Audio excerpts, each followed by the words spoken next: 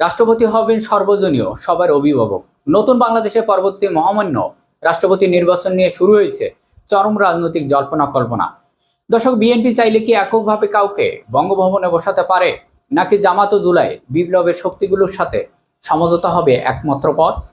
বাংলাদেশে এখন একটাই সুর, জুলাই সনদ ও জুলাই চেতনা।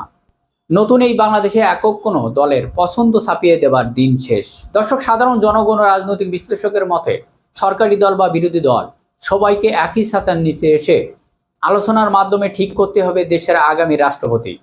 বিএনপি হয়তো কৌশলে বা মেকানিজম রয়েছে, কিন্তু জুলাই চেতনা, জামাত কিংবা এনসিপিকে পাশ কাটিয়ে একক সিদ্ধান্ত নেওয়া সম্ভব নয়। জাতীয় ঐক্যর স্বার্থে রাষ্ট্রপতি মনোনয়ন একটি যৌথ কমিটি গঠনের দাবি এখন জোরালো। সম্প্রতি এক সংবাদ সম্মেলনে জামাতের আমি ডক্টর শফিকুর রহমান ইঙ্গিতপূর্ণ মন্তব্য করেছেন, সময় এলে দেখা যাবে জামাতের আসল ভূমিকা। সংসদে বিরোধী দলের ভূমিকা অত্যন্ত তাৎপর্যপূর্ণ। দর্শক, বিএনপি যদি এককভাবে কাউকে রাষ্ট্রপতি পদে বসাতে চায়, আর যদি জামাত বিরোধী দলের কাছে তা গ্রহণযোগ্যতা না পায়, তবে জামাতের এমপিরা ভোট দেওয়া থেকে সম্পূর্ণ বিরত থাকতে পারেন। দর্শক, বিরোধী দলের ভোট আর চরম বিরোধিতার মুখে পড়ে যে রাষ্ট্রপতি নির্বাচিত হবেন, তিনি কি পারবেন সংকটের সময় জাতিকে সঠিক পথ দেখাতে? বিগত দিনগুলোতে আমরা দেখেছি রাষ্ট্রপতিদের প্রধানমন্ত্রীর লিখিত দেওয়া বক্তব্যের বাইরে এক চুলও কথা বলার সাহস ছিল না। কিন্তু বাংলাদেশের ক্লান্তি লগ্নে সব দলকে এক টেবিলে বসানোর মতো একজন শরদীয় ভজন অভিভাবক কি আজ বাংলাদেশে বড় প্রয়োজন নয়? বাংলাদেশের রাজনীতির মাইলফলক বড়ই বিচিত্র। তারেক রহমানের লন্ডন থেকে ফিরিয়ে আনা থেকে শুরু করে ক্ষমতার পথ সুগম করা, যেখানে বড় ভূমিকা রেখেছিলেন ডক্টর মোহাম্মদ ইউনূস, তাকে অনেকেই আজও অভিভাবক হিসাবে মানেন।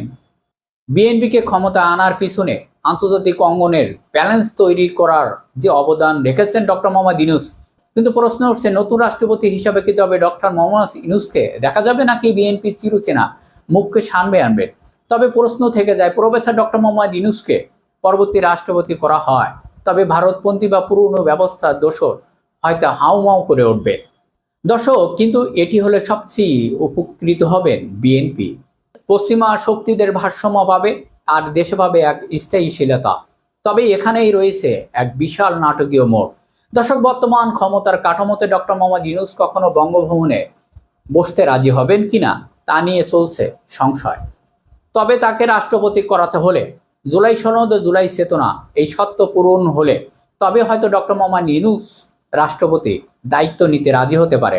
কারণ ক্ষমতার সাধারণ অলংকার হয়ে বঙ্গভবনে বসা, নাকি জুলাই সনদের অধীনে এক ক্ষমতার শ্রদ্ধেয় অভিভাবক হিসাবে রাষ্ট্রপতির আসনে বসা, কোন পথে হাঁটবে আগামীর বাংলাদেশ?